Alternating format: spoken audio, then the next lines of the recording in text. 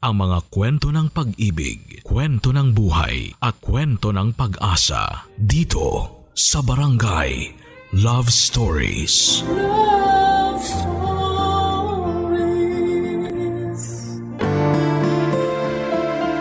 Hindi madaling mag-ghost o bigla na lamang maiwan sa ere nang wala man lang klarong dahilan. Pero mas masakit kung ipapamukha pa sa iyo na ikaw ang mali kahit sila naman tong may pagkukulang. Ikaw kabarangay, na-ghost lighting ka na ba? Dear Papa Dudut, ako nga pala si Carla, 30 na. Dahil umabot na ako sa ganitong edad kaya kabado na ako kung makakasabay ko ba ang mga kabatch ko na magpakasal at bumuo na ng pamilya. Ang hirap lang talagang maging isang babae. Palagi kang may hinahabol na oras, lugi talaga. Sabi naman, huwag ma-pressure, pero aminin man namin na mga babae o hindi ay andun talaga ang pressure sa amin. Panay ang punta ko sa simbahan para ipagdasal na sana'y paratingin na ni Lord ang the one para sa akin. Yung tatapos ng lahat ng pagiging bitter ko. Yung maipopost ko sa social media para ipagyabang.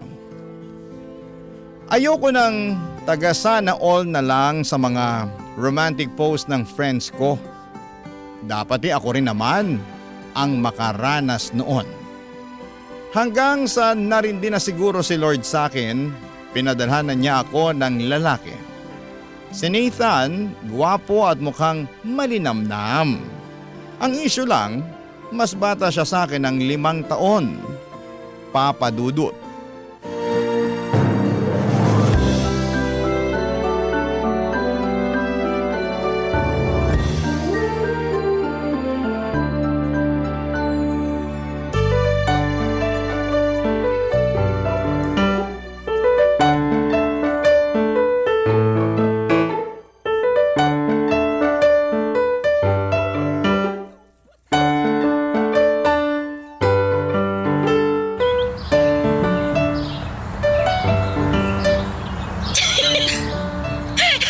Ay nako, kabagin ka sana sa kakahagik-gik mo dyan. Inggit ka lang kasi meron ang nagagalit kapag hindi ako kumakain. Sus, sa simula lang yan no. Kapag tumagal na kayo, wapakels na yan kahit magka-ulcer ka pa. Wala talagang sinabi ang isang sako ng ampalaya sa kabiteran mo. So ano, gusto mo na nga yung si ano ulit pangalan nun? Nathan kasi. Ilang beses ko nang inulit ang pangalan niyo sa'yo ah. Nathan? Nathan ka mo? Naku, pangalan din ng babaero yan eh. Ghost fighter din yan. Huh? Anong ghost fighter? Eh di yung mahilig mang ghost. Hoy, wag mong gawing basehan ng pangalan sa ugali ng tao ah. Sige nga. Kung totoo yan, bakit lahat ng lalaking may letter N sa pangalan manloloko? Hoy, wag kang ganyan. Napapraning tuloy ako. May dapat ka bang ikapraning kay Nathan? Hindi ko pa nga alam eh. Pero kasi, ang bilis ko nang ma-fall sa kanya. Di ba mali yun? Tsaka, grabe ng kilig ko ah. Sabi nila kapag kinilig ka raw ng sobra sa isang tao sa unang pagkakakilala nyo pa lang, red flag daw yun. Oo nga, alam ko yan. Dapat kalmado ka raw. Doon mo malalaman kung siya na nga yung the one. Gusto ko si Nathan na yung the one sa akin eh. Tsaka feeling ko siya na talaga yun. Sa kanya ko lang kasi na-feel to eh. Tsaka parang gusto ko nang baguhin yung masasama kong ugali para hindi niya na ako iwan. Ay nako girl, sa simula lang yan. Puro ka naman simula eh. Paano kung si Nathan na pala talaga yung regalo ni Lord sa akin, ha? Tapos tinalikuran ko lang dahil naniwala ako sa'yo na sa simula lang siya magaling? Alam mo Carla, ikaw lang ang nakakaalam kung sa tingin mo okay ang si Nathan. Ano bang ugali niya? Ano bang nagawa niya para sa'yo para masabi mo na siya na talaga? Nilibre niya ako sa date namin. Girl, siya naman talaga dapat yung manlibre dahil siya yung nag-aya sa'yo, no? Saka nililigawan ka niya eh. O sige, ito. Lagi siya nakikinig sa mga sinasabi ko. Alam kong nakikinig siya kasi nung nagtatanong ako tungkol sa mga sinabi ko sa kanya, nasagot niya lahat ng tama. Aba, so nagpa-quiz ka pa nga sa first date nyo? Iba rin talaga tong si Madam, no? Oh, ito pa. Funny din siya. Ay, girl, wait, makinig ka. Red flag yan. Huh? Kapag funny daw yung lalaki, maraming babae. Huh? Okay na siguro yun, okay? So naman manlalaki siya. Sa bagay, may point. Teka, paano ko ba malalaman kung siya na? Eh di sa mga next dates nyo. Sa una kasi, syempre hindi pa makikita yung red flag. Kailangan best foot forward palagi. Girl, abang ka lang, lalabas din yung baho niya. At kapag nangyari yon, i-check mo kung kaya mo ba siyang pakisamahan o hindi. Kung hindi, edi goodbye.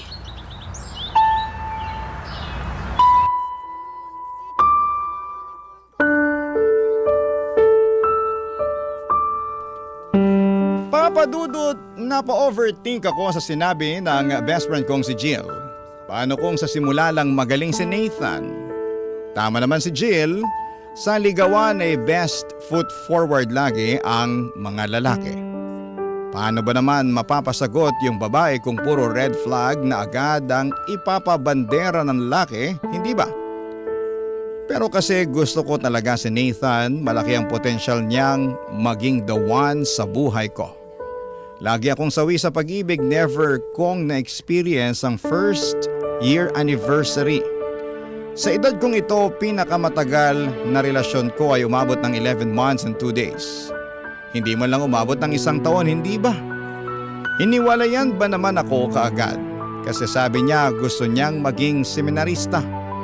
Pinalaya ko naman kasi akala ko ay totoo. Tapos, malalaman ko lang after 2 months na nililigawan na niya yung ka-office mate ko noon, Papa Dudut.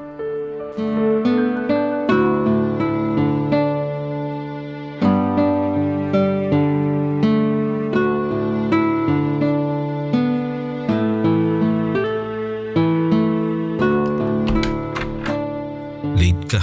Pasok. Sorry Nathan ha. Hindi ko kasi agad nabasa yung message mo na pinapapunta mo ko rito eh. Mukha namang sinasadya mo na hindi basahin agad ang messages ko eh. Uy, hindi naman ah. Online ka magdamag, pero late ka nagsisin sa messages ko. Tagal mo pa mag-reply. Uy, nagtatampo ka ba? Ngayon alam mo na ang feeling ko kapag hindi mo ako nire-replyan. So gumaganti ka. Hindi naman sa ganun. Ganun yun. Ang childish mo. Ano ka, high school? So ano, pinapapunta mo lang ako rito para awayin ako? Pinapunta kita rito kasi ang kulit-kulit mo. Palagi ka nagme-message sa akin para makipagkita sa'yo. Tapos ngayon pumayag ako, tsaka ka naman magpapakita ng attitude mo. Uy, pasintabi lang po ha, Nathan. Halos 3 buwan ka nang lulubog lilitaw. Hindi ko alam kung ano bang meron tayo. Bakit? Ano bang meron tayo? Ay, buti na tanong mo. Kasi yun nga, naguguluhan na rin ako eh. Ano ba tayo ha? Ano ba ako sa'yo? Puro ka tanong. Minsan na nga lang tayo magkita, uunahin mo pang i-confront yung mga issue mo. Wow, di nabaligtad na naman ako ngayon. Masama bang magtanong para maliwanagan naman ako?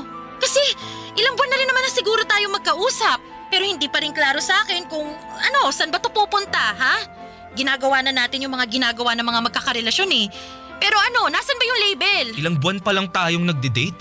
Naghahanap ka na agad ng label? Hindi ka ba nahihiya niyan? Masyado ka nagmamadali. 30 na ako, Nathan. Talagang magmamadali na ako. At 25 lang ako. Di ako pwedeng basta-basta na lang pumasok sa relasyon, no? Ayoko magmadali. Marami pa akong dapat gawin sa buhay ko. Bakit? Ikaw lang ba? Parehas lang naman tayong marami pang dapat gawin sa buhay ah. Pero ako, nagbigay ako ng space para mapasok ka sa buhay ko at schedule ko. Eh ikaw, bakit? Sa simula mo lang ba ako binigyan ng time, ha? Alam mo naman na siguro yung ibig sabihin ng adulting, di ba? Marami na tayong responsibilidad sa buhay. Sana maintindihan mo na hindi lang puro landi ang inaatupag natin. Eh di sana hindi mo na lang ako nilande kung isasampal mo lang din sa akin yung adulting na yan. Nananahimik ako rito tapos ikaw tong manghaharot sa akin. Tapos ngayon na ganito na tayo, ako yung nagmumukhang masama at clingy dahil humihingi ako ng time sa'yo. Mali ata na pinapunta pa kita rito eh.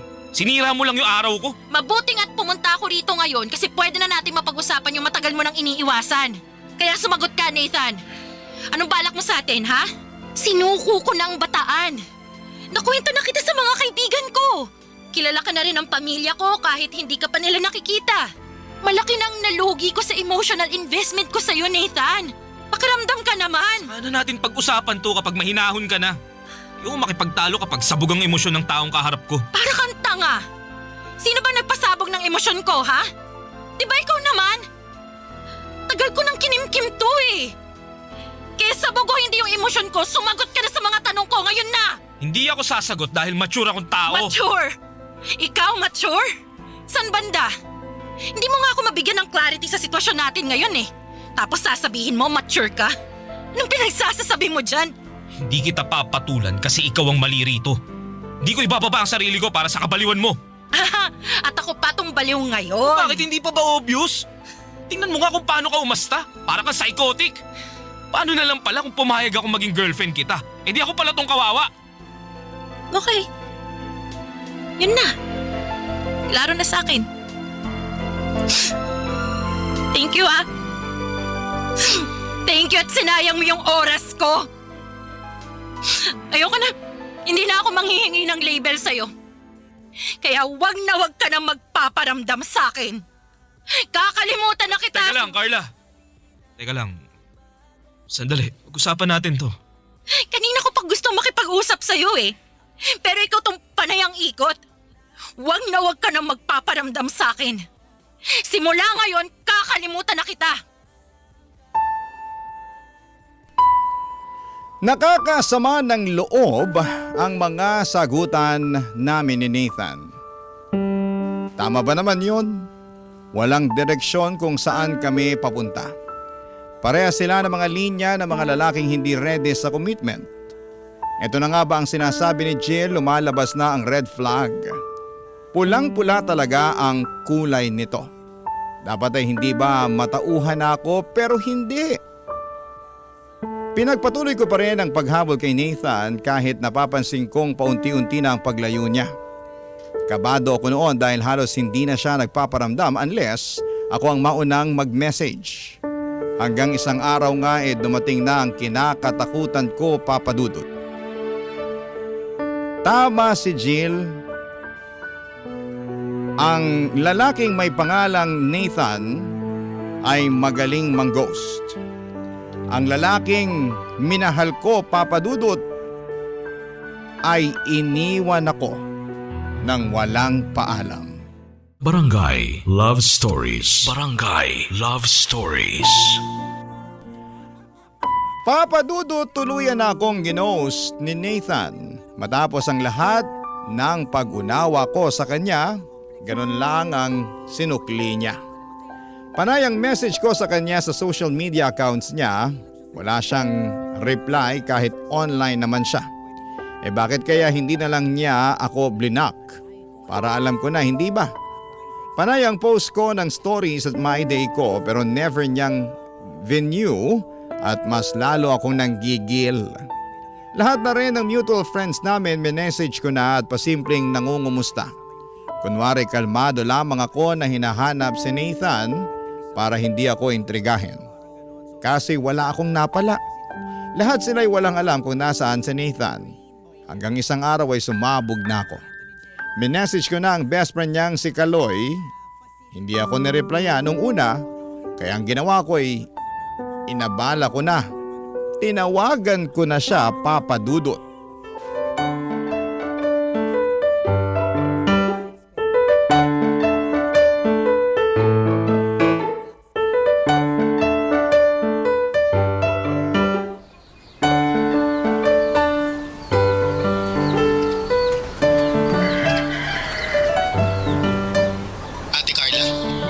Hello, Kaloy. Makaate ka naman dyan. Carla na lang. Sige. Ano yun?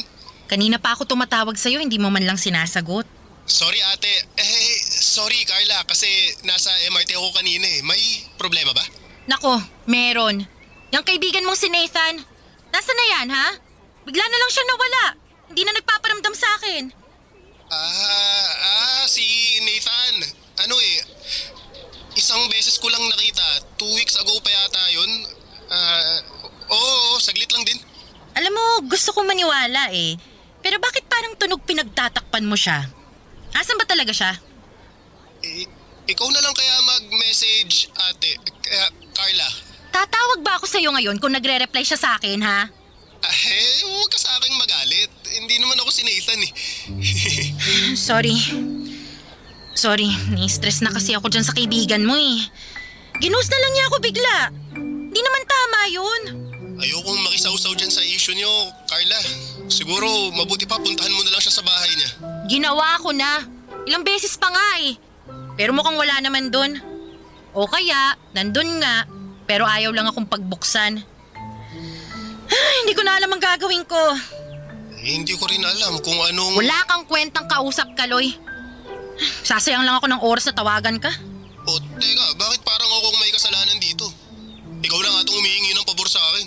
Humihingi nga ako ng pabor, pero pinagbigyan mo ba? Hindi naman, di ba?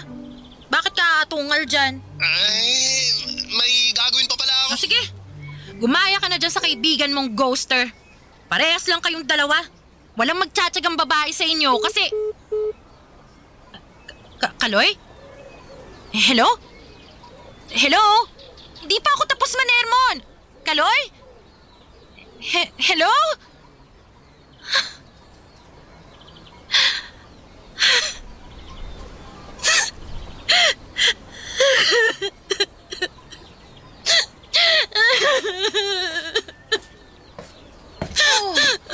Ano na naman ba yan, Carla?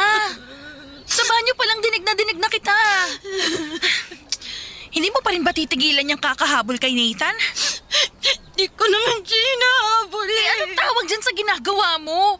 Lahat na ng kaibigan at kamag-anak ni Nathan, ginugulo mo para hanapin siya. Kulang na lang pati PE instructor niya nung college, guluhin mo na rin. Gusto ko lang naman makahanap ng sagot eh. Bakit ba kasi bigla na lang siyang nawala? Alam mo, hindi ka makakakuha ng sagot sa taong tumatakas. Obvious naman eh, tinakasan ka na ni Nathan. Tanggapin mo na yun. Matapos niya akong i-gaslight. Tapos siya pa yung biglang manggughost. Alam mo, may tawag dyan yung mga Gen Z eh. Ano ba yun? Ghost lighting. Ayun, tama. Nabasa ko yan sa social media. Yan yung pinaka-latest trend ngayon. Iga-gaslight ka muna para bawas guilt, tapos saka ka i-ghost. Ganyan na yung mga exit-exit ngayon. Sobrang duwag naman pala nung Nathan na yun. Alam mo naman kung sino siya. Di naman siya katangkaran. Di na naman siya ganun kayami. Ay naku, yun naman pala eh. E di yan yung gawin mong mantra araw-araw. Isipin mo lagi yung mga kahinaan niya para makamove on ka na sa kanya. Hindi yung pati sarili mo, iga-gaslight mo para lang ma-validate yung kabaliwan mo sa kanya. Ghost lighting. Yun pala ang ginawa ni Nathan sa akin, Papa Dudut. Matapos akong pagmukhaing masama, ako pa ang iniwan bigla.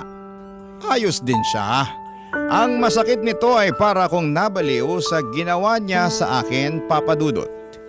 Imagine, minessage ko lahat ng mga kakilala namin para lamang hanapin siya. Para akong psycho girlfriend at nakakababa ng pagkatao. Hindi naman ako ganito dati. Na-trigger lamang ako ng pagiging toxic ni Nathan kaya nagmukha akong clingy at nakakasakal. Kahit sino naman sigurong babae ganito ang gagawin kapag napunta sa isang lalaking walang ibang ginawa kundi ang paasahin ka. Wala kang peace of mind. Lagi kang nag-overthink. Yun na ang go signal ko para mag-let go and mag-move on. Inayos ko ang sarili ko, nireset ko ang kabaliwan ko. Tapos kung kailan nagsimula na akong kalimutan siya ay bigla naman siyang bumalik na para bang walang nangyari na kahit na ano, Papa Dudut.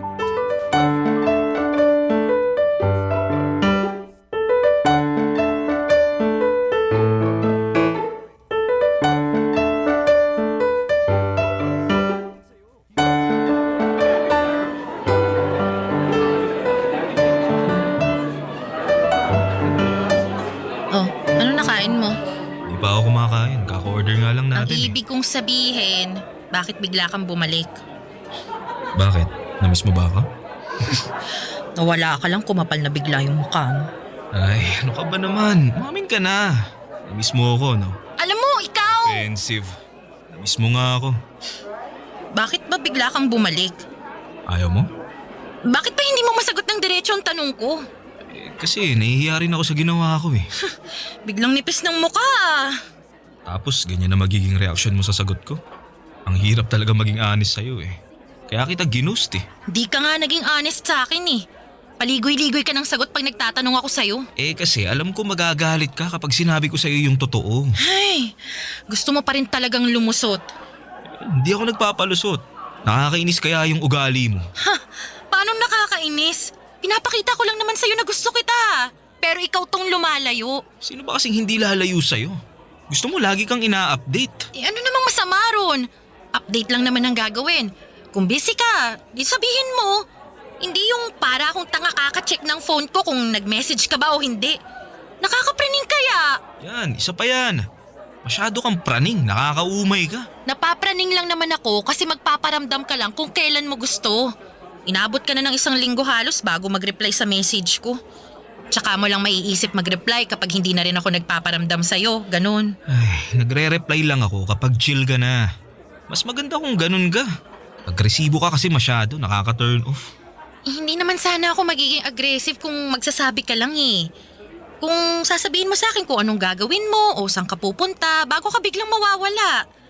May intindihan ko naman yun eh. Nako, kilala na kita. Hindi mo ako maiintindihan kasi nga masyado kang clingy. Gusto mo oras-oras kausap mo ako. Hoy, di naman ako ganun. Ganun ka. Mas kilala pa kita kaysa sa sarili mo. Ano ba naman yan? Wala kang self-awareness. Nathan, ganun ba talaga ako? Oo, sobra. Kaya dapat hindi ka na magtaka kung bakit bigla kitang ginost. Ikaw naman tong mali. Pero mas okay kung magpapaalam ka man lang sana Kapag ganyan ang ugali ng tao, hindi deserve ng paalam. Ghosting dapat agad. Bumalik matapos mang-ghost. Pagbalik niya, akala mo ay siya pa rin ang biktima. Ako pa rin ang minanipula niya para magmukhang masama. At ang masakit dito, Papa Dudut, naniwala naman ako. Hinayaan ko siyang bumalik sa buhay ko at baka naman kasi ako talaga yung mali. Baka naman kasi sa pagbalik niya ay hindi na siya ulit aalis pa, Papa Dudut. Barangay Love Stories. Barangay Love Stories. Sa pagbabalik ni Nathan ay wala pa ring nagbago, Papa Dudut. Binabaliwala pa rin niya ako. At ako naman tong si tanga ay go lang. Lagi akong nag-iingat sa mga sasabihin ko sa kanya at lagi akong takot na baka mawala na naman siya. Grabe ang abandonment issues ko. Takot na takot akong abandonahin niya na akala mo ay laki ng ambag niya sa buhay ko. Marami na akong napabayaan dahil sa pag-aasikaso sa kanya dahil siya lagi ang inuuna ko. Ang trabaho ko, pamilya at si Jill na mismong best friend ko. Hindi na nga ako lumalabas kasama si Jill kahit dapat isang beses sa isang linggo ay nagkikita kami for catch-up. Nireplyan ang message niya ay hindi ko na nagawa.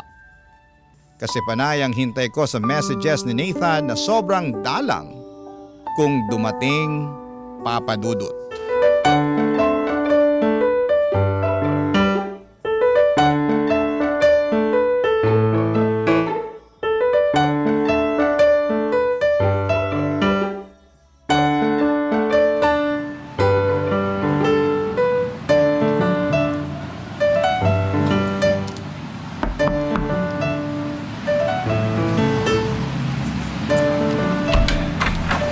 Anong ginagawa mo rito? Nabalitaan ko kasi na nakabalik ka na mula Thailand. Kakabalik ko lang kanina madaling araw. Paano mo nalamang nandito ako? Hindi naman kita mini-message ha. Ayun, nakibalita ako kay Kaloy. Nag-post ka na raw sa Facebook mo na andito ka na sa Pinas. Kaya pala. Nita naman kasi, i-accept mo na kaya ang friend request ko. Para naman hindi ka na magulat kapag bigla akong sumusulpot dito sa bahay niyo. Hindi pa kasi ako nakakapag-check ng mga friend request ko eh. Busy ako. Okay lang yun. Kahit next week na lang. Uy, hindi mo ba ako papapasukin? Kwentuhan mo naman ako sa nangyari sa'yo sa Thailand oh. May pasalubong ka ba para sa akin? Teka, ang dami mong tanong. Sorry, baka nga pala may jetlag ka pa. Na-experience ang jetlag. Hindi ka naman makaka-experience ng jetlag mula sa Pinas hanggang sa Thailand. OA mo. Siyempre, nagjo-joke lang ako, no? Ikaw naman, Nathan. Masyado kang seryoso. Paano kasi bigla-bigla kang susulpot dito nang walang pasabi? Paano? Hindi ka na naman kasi nag-reply sa mga chat ko sa'yo eh. Hindi ko na tuloy alam ang gagawin. Baka mamaya biglang i-ghost mo na naman ako. Hindi ba ako pwedeng magkaroon ng oras para sa sarili ko? Ano yun? Gusto mo ba lagi ako nakadikit sa'yo? Ganon? Hindi naman ganun ang point ko. At least man lang sana magsabi ka kung nasan ka man o kung bakit hindi ka makakapag-reply sa mga chat ko. Kasi may time ka nga mag-post sa social media, oh. Pero pag re-reply sa chat ko, wala. Ilang segundo mo lang naman gagawin yun eh. Yan. Kaya ayokong i-accept yung friend request mo eh. Tapos tatadtarin mo ako ng mga ganyang tanong. Nakakapagod. Wag mo namang sirain ang mood ko. Oh, sige na, sorry na. More than 1 week ka na kasing hindi nagre-reply sa akin. Akala ko talaga, ginost mo na naman ako eh. Ganyan pa rin bang tingin mo sa akin? Ha? Feeling mo, i-ghost pa rin kita? Ganon? Sige. Total, ganyan naman ang tingin mo. Di gagawin ko na lang. Uy, wag naman Nathan. Na-trauma lang naman ako sa nangyari noon. Inaaral ko pa lang ulit kung paano ako magtitiwala na hindi ka mangiiwan sa ere. Yan! Yan! Nanggigil trip ka na naman. Hindi ganon. Pinapaliwanag ko lang sa iyo yung nararamdaman ko. Ginagaslight mo pa ako. Para ako yung magbukang mali. Teka, mali. Minamanipulate mo ako para ako yung magmukhang mali. Okay, sige. Kung yan ang tingin mo, sorry. Hindi ko talaga sinasadya yun. Ano, okay na ba tayo? Umuwi ka na lang muna sa inyo. Hintayin mo na lang kung kailan ako ready magparamdam ulit sa'yo. Huwag mo akong pilitin kung ayaw mong i-ghost ulit kita. Ewan ko kung dala lamang ng pagod papunta sa bahay niya o talagang pagod na ako sa nangyayari sa aming dalawa. Para akong asong humahabol sa amo niya. Wala na ako halos natitirang respeto sa sarili ko dahil sa ginagawa ko para kay Nathan. Durog na ang pagkababae ko tapos ako pa itong tatakutin niya palagi kapag kailangan ko ng assurance and clarity.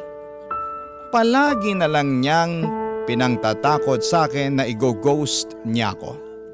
Siyempre takot ako, kaya magsosorry ako at nagpa-promise na hindi na uulit. Pero makalipas lamang ang ilang araw ay inuulit na naman niyang i-ghost ako. Binababa ko na nga ang sarili ko. Pabalik-balik ako sa building kung saan nandun ang office ni Nathan.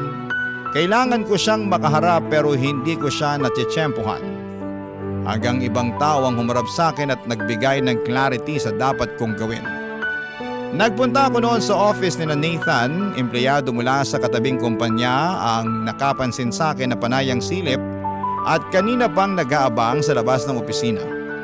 Dash ang pangalan ng babae. Sinabi ko nga sa kanya ang pakay ko at doon na niya ako inayang magkape sandali sa katapat sa building, Papa Dudut.